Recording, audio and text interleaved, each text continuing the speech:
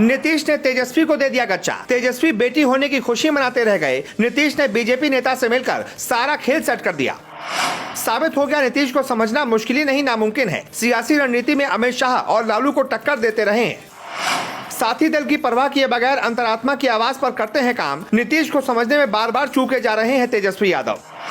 Nitish Kumar BJP के एक नेता से मिले और गोटी सेट हो गई। हुआ वही जिसका अंदेशा था। तेजस्वी पापा बनने की खुशियां मना रहे थे। दूसरी तरफ नीतीश ने सारा गेम सेट कर दिया। अगर सब कुछ नीतीश के अनुसार होता रहा तो जल्दी तेजस्वी के सीएम बनने के अरमानों पर पूरी तरह से पानी फिर जाएगा। तेजस्वी ने विधानसभा के अंदर नीतीश पर जो दबाव बनाने का काम किया था वो पूरी तरह से उल्टा पड़ गया है।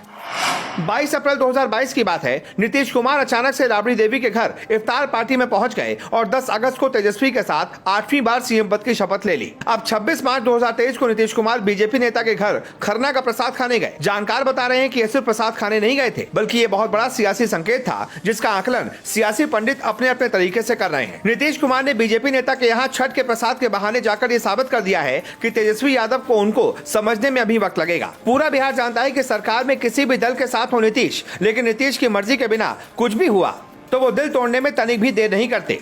बीजेपी कोटे के विधान परिषद सदस्य और पार्टी के राष्ट्रीय प्रवक्ता संजय मयूख के घर जाकर उन्होंने डिप्टी सीएम तेजस्वी यादव को झटका दे दिया। गठबंधन के साथियों को वो ऐसे झटके पहले भी देते रहे हैं। इससे उन्हें दो फायदे होते हैं। पहला ये कि अपनी मर्जी के बिना या किसी के दबाव में रहकर कोई काम करने से बच जाते हैं। दूसरा, साथी दल को संकेत भी दे देते हैं कि उन्हें मुगालते में नहीं रहना चाहिए। वैसे तो अमित शाह और लालू प्रसाद यादव को राजनीति का बड़ा रणनीतिकार माना जाता है, लेकिन सच तो यह है कि जेडीयू के नीतीश कुमार अकेले सब पर भारी पड़ते दिख रहे हैं।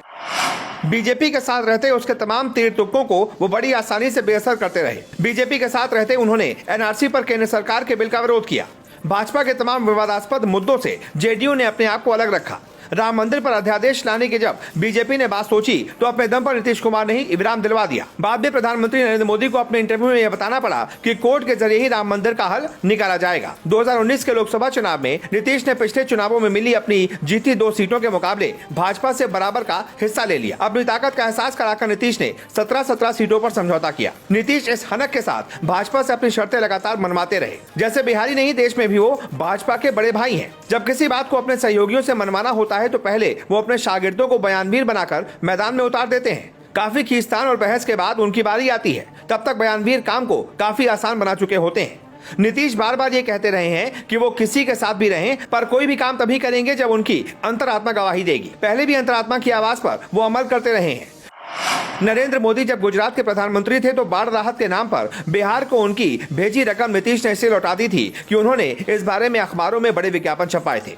नाराज नीतीश ने मदद की रकम लौटा दी थी। बिहार में चुनाव प्रचार के लिए सरकार में साझेदार भाजपा ने मोदी को बुलाना चाहा तो नीतीश ने जिद कर उनकी यात्रा स्थगित करा दी थी। मोदी का नाम भाजपा ने जब प्रधानमंत्री के लिए गोवा अधिवेशन में तय किया तो नीतीश ने भाजपा से रिश्ता ही तोड़ लिया। अंतरात्मा की आवाज पर ही 2015 में लालू प्रसाद के साथ महागठबंधन के बैनर तले चुनाव लड़े और जब अंतरात्मा के साथ छोड़ने के लिए कहा तो उन्होंने पल भर में राजद से रिश्ता तोड़ लिया। 6 महीने पहले नीतीश ने भाजपा का साथ छोड़कर झटके में फिर से आरजेडी के साथ हाथ मिला लिया। आदतन चुप्पी के जरिए नीतीश आरजेडी नेताओं की हरकतों से नाराजगी का इजहार करते रहे हैं। जिस तरह से बीजेपी का साथ छोड़ने के लिए वो राबड़ी आवाज पर जाकर इफ्तार पार्टी में शामिल हुए थे, उसी तर्ज पर बीजेपी एमएलसी संजय मयूख के घर पर छठ का प्रसाद खाने जाकर उन्होंने लालू यादव की पार्टी आरजेडी को झटका दिया है। नीतीश को लेकर आरजेडी नेताओं की उल्टी सीधी बयानबाजी और उनके मिजाज से इतर आरजेडी कोटे के मंत्रियों के बोल उनकी नाराजगी के मूल कारण है। तेजस्वी ने विधानसभा में कह दिया कि उन्हें न सीएम बनना है न नीतीश जी को पीएम। नीतीश कुमार के इरादे को उन्होंने क्यों जाहिर किया ये तो वो ही जाने, लेकिन यकीनन ये बात नीतीश कुमार को पसंद नहीं आई होगी। इसलिए कि राहुल गांधी की संसद की सदस्यता रद्द होने के बाद जिस तरह से विपक्ष गोलबंद हुआ है उसमें नीतीश के पीएम पद की दावेदारी की संभावना बढ़ गई। तेजस्वी की इस घोषणा से दूसरे विपक्षी दलों के बीच ये संदेश गया होगा कि जब नीतीश ना कह रहे हैं तो फिर उन पर चर्चा का कोई मतलब नहीं। सच तो यही है कि अनुकूल अवसर की तलाश हर नेता को रहती है। नीतीश की बात करें तो 2020 में जब उनकी पार्टी के 43 विधायक ही जीते थे, उन्होंने सीएम बनने से इनकार कर दिया था। वो चाहते थे कि बीजेपी मान मनोबल करे तो वो अपना पत्ता खोले। हुआ भी ऐसा ही। अनुमान यही लगता है कि तेजस्वी से भी उनकी नाराजगी इसी वजह से होगी। बहरहाल संजय मयूख के यहाँ जाना तो उनकी नाराजगी का ट्रेलर है। स्थिति ऐसी ही रही तो पूरी फिल्म भी सामने आ जाएगी।